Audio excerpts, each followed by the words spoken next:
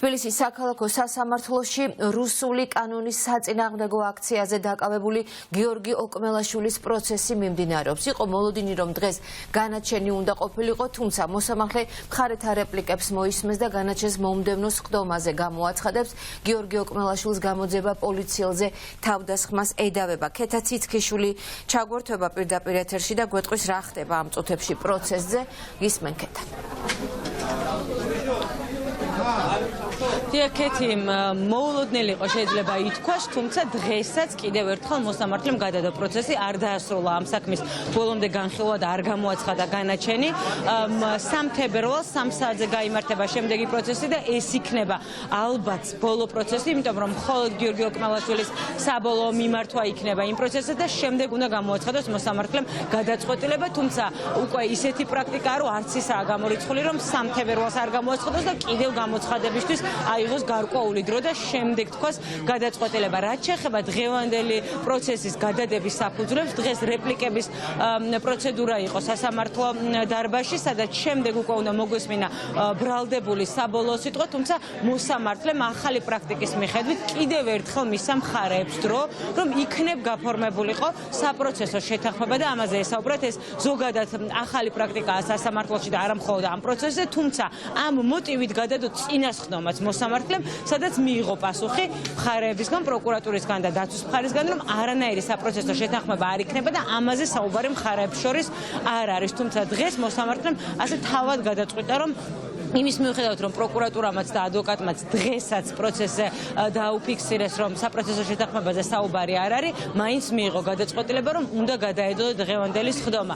სულ რამდენიმე წუთის წინ გამოვიდნენ უკვე დარბაზიდან დამსწრეები, რომლებიც მრავლად არიან საქალაქო სასამართლოში. ბევრი ადამიანი მოვიდა დღეს აქ, იმიტომ რომ ელოდებოდნენ განაჩენს, ისედაც ამ პროცესზე ყოველთვის არიან ხოლმე გიორგი ოკმელაშვილის მეგობრები, ახლობლები, ოჯახის წევრები, რომლებსაც მიაჩნიათ, რომ რა თქმა უნდა დარწმუნებულები არიან, რომ ეს ყველაფერი არის პოლიტიკური დევნა და ადვოკატი გამოვიდა აგერდა განცხადებას გაკეთებს, ბარემ ყველა მედია ერთად დავდგებით და ბარემ მოვისმენთ ადვოკატის განცხადებას, ცოტა უკან რო დავიწიოთ პირველ შეფასებას, იმის მიუხედავად, რომ რა თქმა უნდა სურვილი გვაქვს ჩვენ, რომ პროკურორმაც გააკეთოს ხოლმე განცხადება, პროკურატურა ჩვენთან აქ მედიებთან არ გადაგაჭირდება. ესე იგი დღეს მხარეებმა სასამართლოს მიმართეთ რეპლიკებით წარსდგით ორივე მხარე, რის შემდეგაც სასამართლომ თავისი ინიციატივით გადადო სხდომა იმ მოლოდინით, რომ შესაძლოა ბრალდების მხარის მქონდეს შემოთავაზება დაცვის მხარის მიმართ.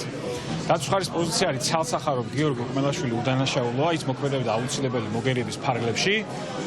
ეს სასამართლომაც ძალიან კარგად იცის, ამიტომ გამოთქვამს ვარაუდს და იმედს, რომ შესაძლოა ამ პირობებში ჩვენს მიმართ გაფორმდეს საპროცესო შეთანხმება. არ ვიცი, ეს ბრალდების მხარის ინიციატივა უნდა იყოს, იმიტომ რომ ჩვენ არ გვჭირდება არანაირი ინიციატივა ამ კუთხით ჩვენი მხრიდან, იმიტომ რომ პოზიცია დაცვის მხარის იყო ცალსახად და ეს მტკიცებულებებით არის გამყარებული. სასამართლოს ამ ვითარებაში უჭირს ბუნებრივია გამომტყუნებელი განაჩენის დადგენა, გამომდინარე იქიდან, რომ საქმეში დევს მთავარი მოწმის ცრუ ინფორმაცია და ცრუ ინფორმაციაზე არის აგებული მნიშვნელოვნად ბრალდება. ბუნებრივია მას აქვს ის დგას მორალური დილემის წინაშე, სამართლებრივ თავი რომ დავანებოთ, ამიტომ მან გამოთქვა ესეთი ინიციატივა, რომ სხდომა გადადებულიყო კიდევ ერთხელ და მოუწოდა ბრალდების მხარეს, რა თქმა უნდა დაცვის მხარესაც, რომ იქნებ ჩვენ შორის შედგეს გარკვეული სახის მოლაპარაკება. მაგრამ ბრალდების მხარემაც თქვა მაგალითად პროკურორმა პირდაპირ თქვა ახლა ბოლოს პროცესზე, რომ არანაირი საპროცესო არ იქნება, ხო? აი ამის მიუხედავად თან წინა პროცესიც ამ მოტივით გადადო, ხო? რამდენჯერ უნდა გადადოს ამ მოტივით მოსამართლემ?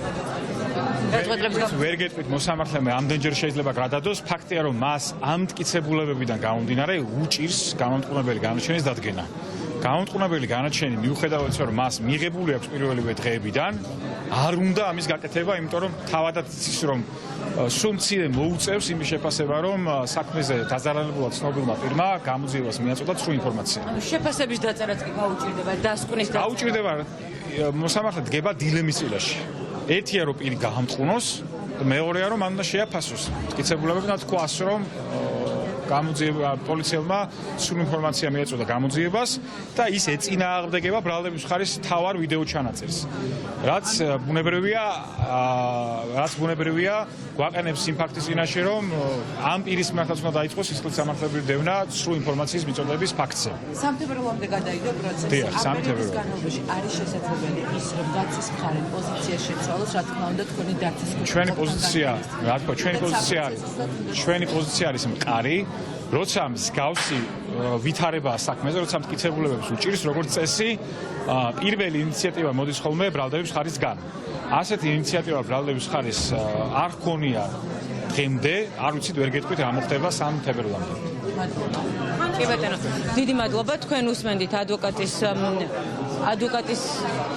ადვოკატის განცხადებას უსმენდით, რომელმაც კიდევ ერთხელ აქაც საჯაროდ, როგორც დარბაზში, მედიასთანაც კიდევ ერთხელ თქვა, რომ დაცვის მხარის და ბრალდებულის პოზიცია არ შეიცვლება.